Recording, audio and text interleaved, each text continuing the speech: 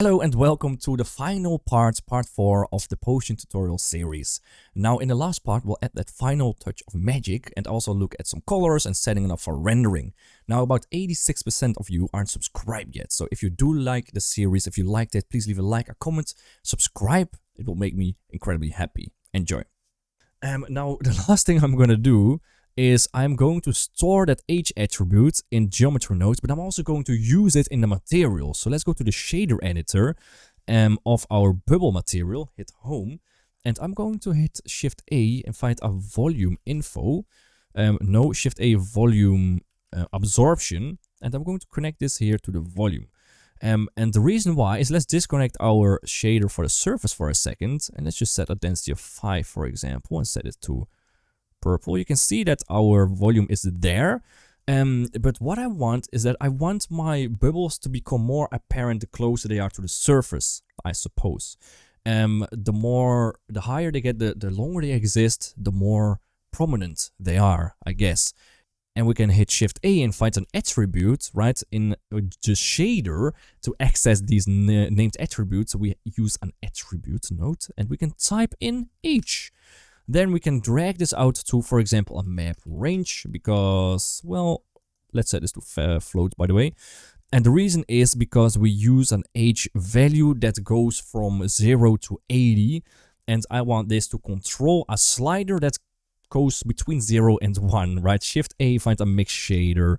And I want the original shader here. I want that to be mixed with a transparent, hello. Transparent BSDF, and I want this vector to be controlled by the age of a particle, by the age of an instance, a bubble. So connect this into our value of the map range, and we know that this value goes from 0 to 80 before it is deleted, and I want that to range from 0 to 1, for example, right? And then we can crank this into that mix shader. So the longer it's gonna live, the more that transparent is gonna come through. So we need to switch these up here and then connect them to the surface, right? That means that the bubbles that spawn inside here, they are not as easy on the eyes. They are not as prominent, right? You can see this is without that shader, and this is, this is without that mixing. They are already there and they are too visible in my opinion, and this is with that extra switch that we built in. They are a bit more soft, I suppose. We can set that color to be more of an orange, for example, or more of a blend color like darker purple maybe. And then let's connect this back up, of course. And then the more they come to the surface, the more prominent they will actually be until they pop, right? I think that looks quite cool. So that is how you can create that cool looking potion. Now last thing I notice is that our actual texture, our color texture here is not moving at all. So let's do that actually. Let's go to the material tab.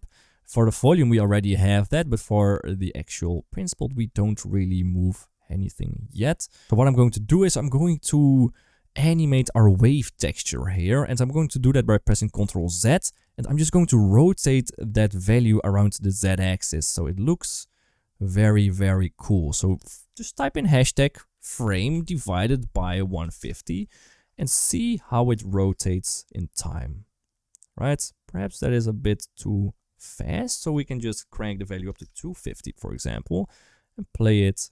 That looks quite nice, I think. Let's see how the explosion looks of our bubbles. Maybe it's a bit... Is it a bit fake?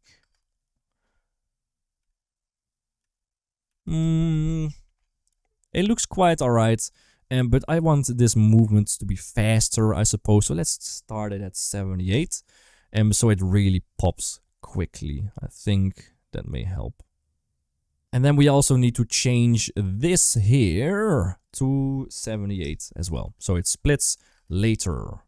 There we go. So that looks a lot better, I think. All right. So yeah, I think we got the look of a potion. Let's make our background a different color. Let's make it like a darker color so it looks more interesting, and we can really crank up that point strength now, maybe to 1000. And make it more purple, so it's really more of a magic potion, right? 2000 maybe. Playing around with the light here, it always adds so much in your scene. I think you can tell. And yeah, I think this already looks cool, but maybe we should just make some copies just to make sure that everything looks cool. Oh my god, I thought of something cool. Should I do that? I'm gonna do it. So what I'm gonna do, what I'm thinking about, is actually adding light points inside of these bubbles as well. Oh my god, I know how crazy that sounds, but we're doing it. Set this to geometry nodes, and it shouldn't be too hard. Select our actual geometry node setup, and because we are already spawning points and instances on these points, right? And we're doing that right here, instance on points. We should be able to add Shift A an object info, and let's just add Shift A light point in our scene somewhere. It doesn't matter where. Let's call this bubble light. There we go. And set this to bubble light, our object info, relative. And what we can do is join it together with that cube. But let's move our bubble light to the world origin. Shift S cursor to world origin, and Shift S selection to cursor with your point light selected, of course. And then right here we can hit Shift A after the subdivision. We can hit, or let's do it after the set shade smooth. We can hit Shift A and join geometry there and connect this point light in here. And then we can find Shift A geometry to instance here. And that should, in theory, already add that point light in our bubbles. But let's see if we crank up our strength, perhaps. You can see it's not on the right spot. So maybe we need to set this to original. Lastly, I'm just going to make more potions. So I'm just going to select everything that makes up this potion, including the light. I'm going to press M, new collection. Let's name this potion. There we go. And we can now just duplicate the entire collection, duplicate collection. And we can just move everything to a new spot. For example, more in the background there. And we can rotate this like that. And then for our new potion, we can just duplicate the material, I suppose. Go to material, click on the little copy new material button, I guess. And then we can just change the colors. Like maybe this one is going to be blue. More of a bluish color like that. Change this to be more bluish as well. Right about there. That's a cool blue color. We can just duplicate the entire thing again. Move it to the right. Just like that. Something like that. And then we can make this color. Or let's rotate this first. So it's a bit different like that. And then we can make this color. Right. You guessed it. Green. Is green a cool color for a potion? I think so. Make this green as well. Right, that is how you go about that. Make this green too. Maybe more. Yeah, maybe a bit more green. And the point lights, of course, we can also change, right?